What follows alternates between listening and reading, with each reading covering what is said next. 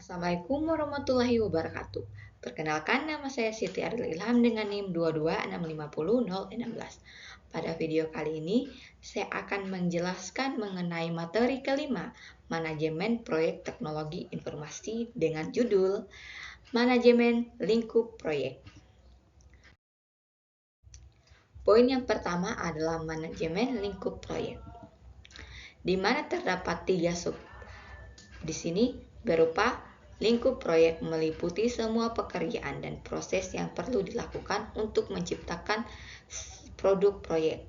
Kedua adalah hasil, di mana produk yang akan dihasilkan dari proyek seperti perangkat keras, perangkat lunak, dokumen, dan notulen rapat.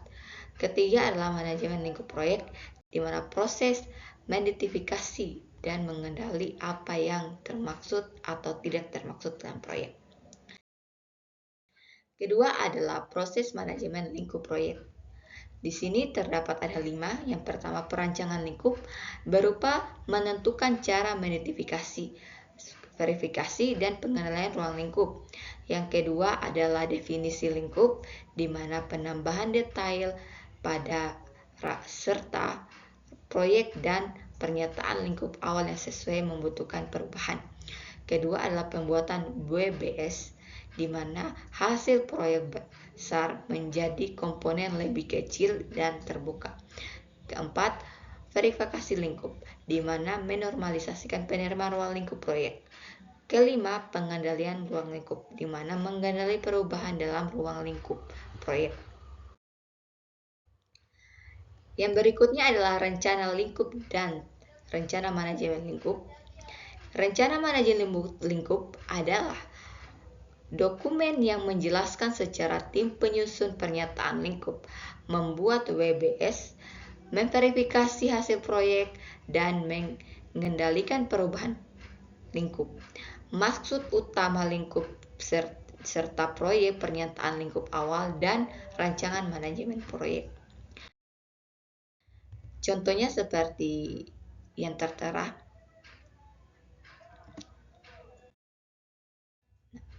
Yang berikutnya adalah definisi lingkup dan pernyataan lingkup proyek, di mana pernyataan lingkup awal serta proyek, aset, proses, organisasi, dan permintaan perubahan yang disetujui penyediaan dasar untuk membuat pernyataan lingkup proyek.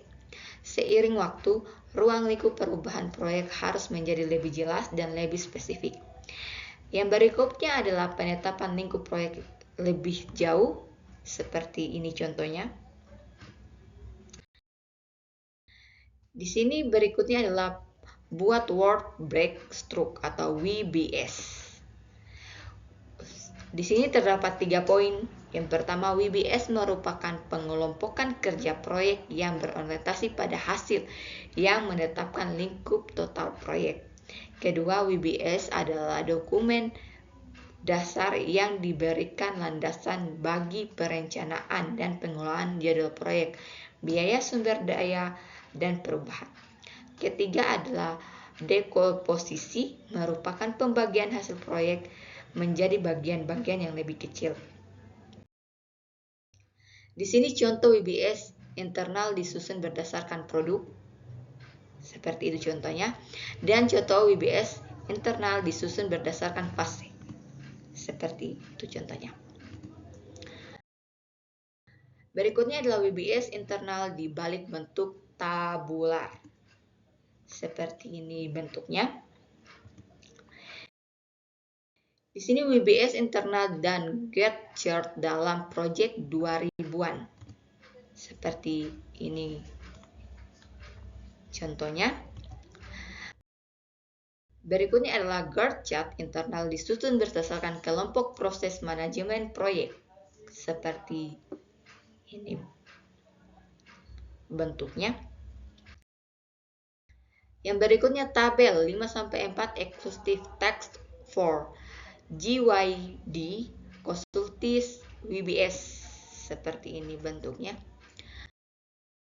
Yang berikutnya adalah pendekatan untuk pengembangan WBS. Yang pertama, pedoman, di mana beberapa organisasi seperti DoD memberikan pedoman untuk mempersiapkan WBS. Kedua, pendekatan analogi yang berupa tinjauan WBS proyek-proyek serupa dan menyesuaikan untuk proyek Anda. Ketiga, pendekatan top-down, mulai dengan item besar dari proyek dan terpecahlah. Keempat, pendekatan bottom-up, mulai dari tugas-tugas khusus untuk merangkumnya. Kelima, pendekatan mid-ramping, menuliskan tugas di format non-linear, cabang, dan kemudian membuat struk WBS. Contoh pendekatan mid-wrapping seperti ini contohnya. Ini hasil WBS dalam diagram. Seperti ini bentuknya. Dan pustaka WBS scoping baseline, di mana WBS Work Breakdown Schedule perlu dijelaskan secara rinci agar tugas-tugasnya jelas, memungkinkan estimasi waktu dan biaya yang akurat. Dokumen pustaka WBS menyediakan informasi detail untuk setiap butir WBS. Lingkup proyek WBS dan pustaka WBS bersama-sama dibentuk scope display yang digunakan untuk mengatur kinerja proyek dalam mencapai sasaran lingkup. Klarifikasinya, membuat pernyataan lingkup dan WBS proyek itu sulit, bahkan lebih sulit lagi memverifikasi lingkup dan meminimalisir perbuatan. Banyak proyek teknologi informasi yang gagal akibat scope creep dan verifikasi ruang lingkup yang buruk. Pengendalian lingkup. Pengendalian lingkup melibatkan pengendalian perubahan terhadap lingkup proyek, di mana terdapat 5 poin.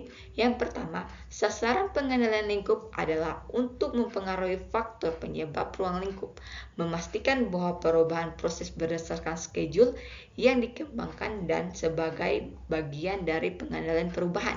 Pengelolaan perubahan ketika terjadi varian adalah perbedaan antara rencana dan kinerja yang aktual. Baik, mungkin saja itu video penjelasan dari saya. Lebih dan kurangnya mohon dimaafkan. Dan saya akhiri, wabillahi taufiq wal hidayah. Wassalamualaikum warahmatullahi wabarakatuh.